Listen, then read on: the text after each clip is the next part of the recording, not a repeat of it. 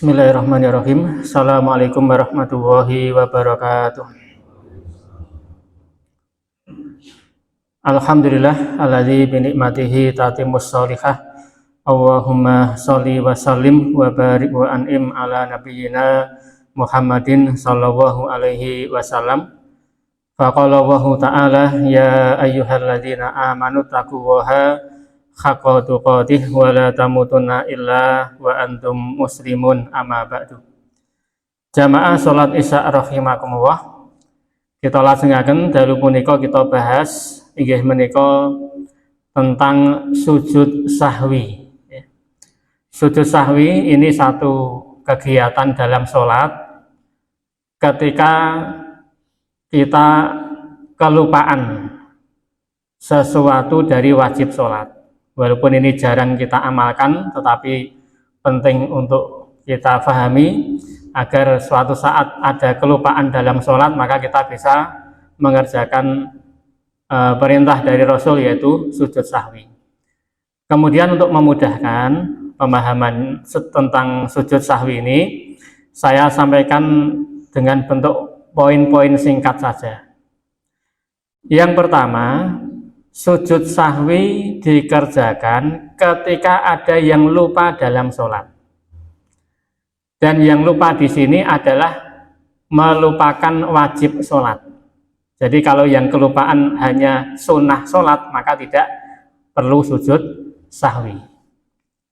Termasuk juga kalau yang terlupa adalah rukun sholat, juga tidak boleh diganti dengan sujud sahwi. Karena rukun sholat itu kalau sampai ditinggalkan tidak ditoleransi. Sholat harus diulang sejak dia kelupaan rukun sholat. Misalnya rukun sholat itu takbiratul ihram. Kalau sampai sholat sampai salam selesai baru sadar tadi belum takbiratul ihram, maka tidak cukup dengan sujud sahwi, dia harus ulang dari awal. Karena sholat tanpa takbiratul ihram itu dinyatakan dia belum masuk sholat. Karena masuknya sholat itu ditandai dengan takbiratul ihram.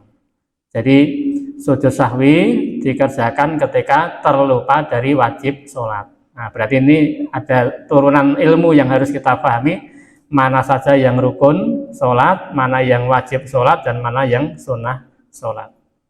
Ini yang pertama. Sehingga kalau dia sengaja meninggalkan wajib sholat, maka sholatnya batal. Wajib sholat itu kalau sengaja ditinggalkan sholatnya batal. Tetapi kalau terlupa maka bisa diganti dengan sujud sahwi. Saya kasih contoh saja, wajib sholat itu adalah tahiyat awal. Tahiyat awal itu wajib sholat. Maka kalau imam terlupa, kemudian rakaat kedua sholat Isya misalnya, tidak tahiyat awal langsung takbir masuk ke rakaat ketiga. Kemudian makmum mengingatkan dengan bacaan tasbih subhanallah.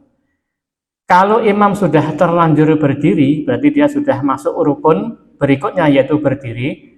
Seharusnya makmum langsung berdiri saja. Karena tahiyat awal yang terlupa tadi nanti cukup ditambal dengan sujud sahwi.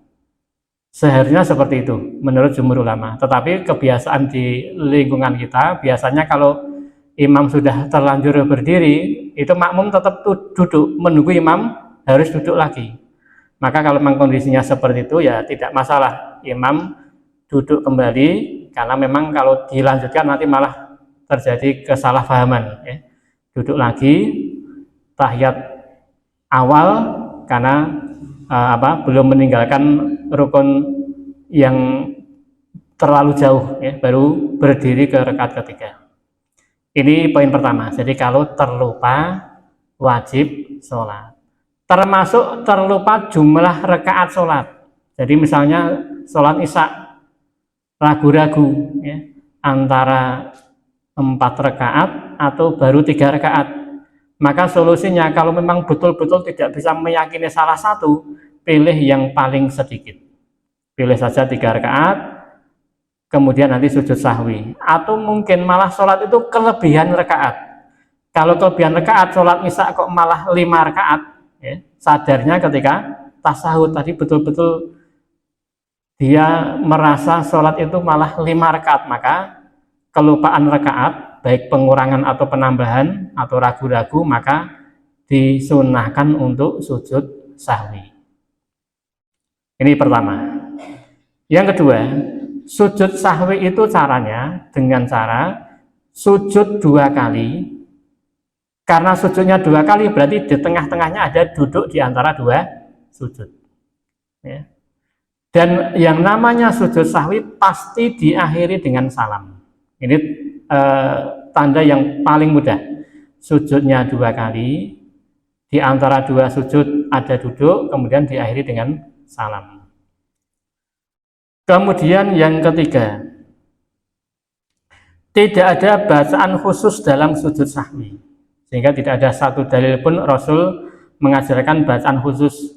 Karena tidak ada, maka para ulama menyimpulkan berarti bacaan sujud sahwi dan duduk di antara 2 sujud sahwi persis dengan bacaan sujud di sholat.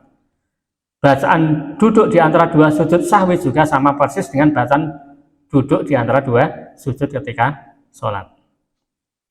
Yang keempat, pergerakan sujud sahwi juga diiringi dengan takbir intikal. Jadi ketika mau sujud juga membaca Allahu Akbar. Bangkit dari sujud juga Allahu Akbar. Persis seperti sujud ketika salam. Yang kelima, semua sujud sahwi diakhiri dengan salam. Ini tadi ya, mengulangi dari yang poin di atas tadi. Kemudian yang keenam, setelah sujud sahwi tidak ada bacaan tasahud. Sehingga setelah 2 kali sujud sahwi langsung salam 2 kali. Kemudian yang ketujuh, kapan mengerjakan sujud sahwi? Sujud sahwi bisa dikerjakan sebelum salam atau sesudah salam. Jadi misalnya ketika sholat isya sudah tahiyat akhir selesai, kalau kita mau sujud sahwi sebelum salam, berarti setelah tahiyat akhir selesai, kita sujud sahwi 2 kali, setelah itu baru salam. Itu kalau sujud sahwi dikerjakan sebelum salam. Atau boleh juga sujud sahwi dikerjakan setelah salam, berarti kita salam 2 kali, langsung sujud kembali, yaitu sujud sahwi 2 kali, setelah itu salam lagi. Karena prinsipnya sujud sahwi harus diakhiri dengan salam. Baik itu sebelum salam sholat maupun setelah salam ketika sholat. Kemudian masing-masing sujud, baik sebelum salam atau setelah salam, itu nanti ada sebab yang berbeda-beda. Nanti kita jelaskan di poin yang berikutnya. Kemudian yang kedelapan, sujud sebelum salam dan sesudah salam itu sifatnya afdholiyah saja. Jadi misalnya begini, nanti ada keterangan kalau lupanya seperti ini harusnya sujudnya sebelum salam. Kalau lupanya seperti ini harusnya sujud sahwinya setelah salam. Itu hanya afdholiyah saja. Jadi kalau salah menempatkan sujud sahwi harusnya setelah salam kok dikerjakan sebelum salam. Atau kebalikannya, harusnya sujud sahwinya sebelum salam kok keliru setelah salam, maka tidak masalah. Karena ini hanya masalah afdholiyah. Apalagi kalau jadi imam misalnya terutama, sudah keliru, kemudian makmum mengucapkan subhanallah, itu kondisinya sudah tidak tenang. Ya. Maka dalam kondisi seperti itu dia bebas. Silakan sujud sahwi sebelum salam atau setelah salam, tidak ada masalah. Kemudian yang ke-9. Nah, poin ke-9 ini kita akan jelaskan apa yang menjadikan sujud sahwi itu dikerjakan sebelum salam. Sujud sahwi dikerjakan sebelum salam jika sebab lupanya karena pengurangan. Jadi wajib sholat itu malah dikurangi. Kalau dikurangi sujud sahwinya sebelum salam. Apa hikmahnya? Hikmahnya adalah kalau kita ngurangi wajib sholat kan berarti ada sesuatu yang berkurang. Maka perlu ditambal dulu sebelum mengakhiri sholat dengan salam. Maka tambalnya itu sebelum kita mengakhiri sholat, sehingga sujud sahwinya dikerjakan sebelum salam. Contohnya tadi, sholat tetapi lupa tidak tahiyat awal. Berarti kan mengurangi tahiyat awal. atau sholat tetapi dia merasa tadi jumlah rekatnya kok masih kurang, ya, maka menambah keraguan-raguan masalahnya ini, maka dikerjakan sebelum salam. Walaupun kalau ragu-ragu, betul-betul ragu-ragu tidak bisa memutuskan mana yang lebih kuat. Ragu-ragu itu ada dua macam. Kalau dia bisa mengira-ira mana yang lebih tepat antara 3 atau 4 rakaat, dia pilih yang paling kuat. Tetapi kalau ragu-ragu itu betul-betul tidak bisa menentukan mana yang lebih kuat, maka cara yang paling betul adalah pilih jumlah rakaat yang paling sedikit. Ini sujud sahwi sebelum salam ketika ada pengurangan wajib sholat. Kemudian sujud sahwi dikerjakan setelah salam jika sebab lupanya karena penambahan. Lupa karena penambahan. Misalnya begini, tadi imam lupa tahiyat awal, sudah berdiri, berarti kan dia berdiri ya. Tetapi karena makmum tetap duduk, imam ngalahi, dia duduk lagi tahiyat awal. Maka sujud sahwinya setelah salam karena dia menambah jumlah berdiri. Tadi sudah berdiri sudah cukup, dia malah duduk lagi, berdiri lagi. Berarti itu ada penambahan, maka disunnahkan sujud sahwi setelah salam. Ya. Dalilnya adalah, saya sebutkan satu hadis saja, walaupun di sini sebetulnya banyak dalil pendukung. Satu hadis saja, di mana Rasulullah juga pernah lupa. Dalam satu riwayat dari Imran bin Husain, beliau berkata, "Sallama Rasulullah sallallahu alaihi wasallam fi salasi raka'atin minal asr."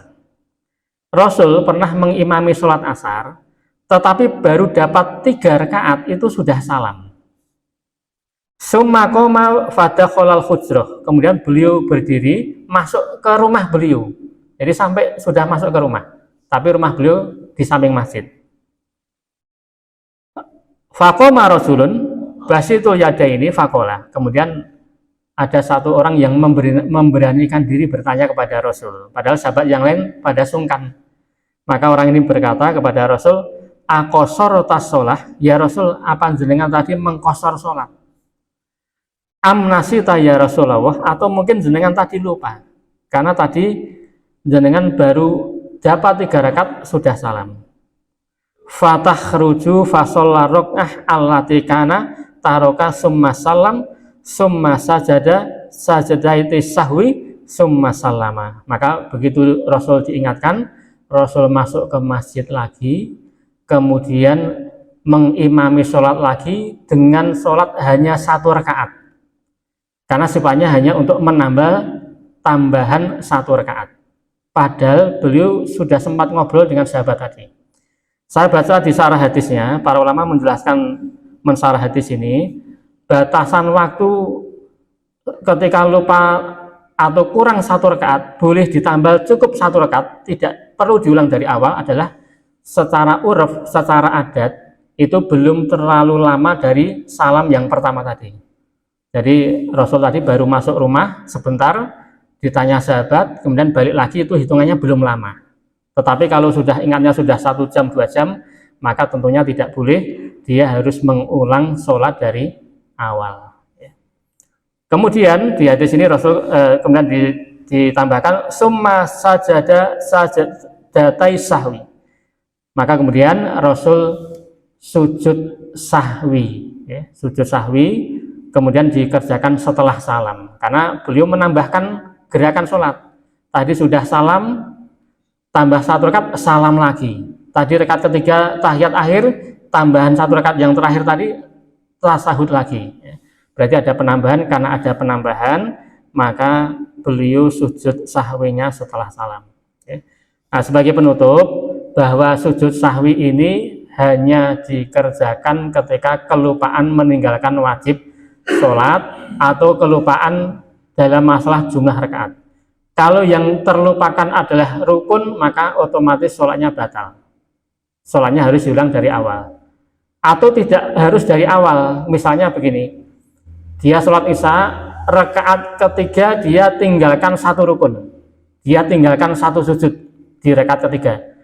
Berarti dia hanya sujud 1 kali, duduk sebentar, langsung berdiri. maka rakaat ketiga itu batil. Maka begitu setelah salam diingatkan atau dia ingat sendiri, maka dia cukup menambah sholatnya tadi 2 rakaat. Karena sholat mulai rakaat ketiga itu sudah batal. Cukup menambah dengan 2 rakaat. Kenapa tidak hanya dengan 1 rakaat? Karena yang batal hanya rakaat ketiga saja. Karena rakaat keempat itu sudah terhitung nyambung dari rakaat ketiga. Maka dia harus menambal 2 rakaat sempurna, yaitu rakaat ketiga dan rakaat keempat. Tidak boleh hanya nambah 1 rakaat saja. Itu kalau yang ditinggalkan adalah rukun sholat. Jadi ini walaupun jarang-jarang sekali kita amalkan, tetapi ini adalah fikih seputar sholat yang penting untuk kita pahami agar nanti kita bisa bertindak. Baik itu sholat sendiri maupun sholat berjamaah. Kemudian sebagai tambahan terakhir saja, andaikan imam merasa lupa, kemudian sebelum salam imam ini sujud sahwi, maka makmum juga harus mengikuti imam walaupun makmum tidak tahu ini sebabnya apa. Kita ikut aja kepada imam, karena bisa jadi imam melupakan sesuatu sementara itu tidak disadari oleh makmum, maka tugas makmum mengikuti gerakan imam. Saya kira demikian, mudah-mudahan ada manfaatnya. Alhamdulillahirabbil alamin. Assalamualaikum warahmatullahi wabarakatuh.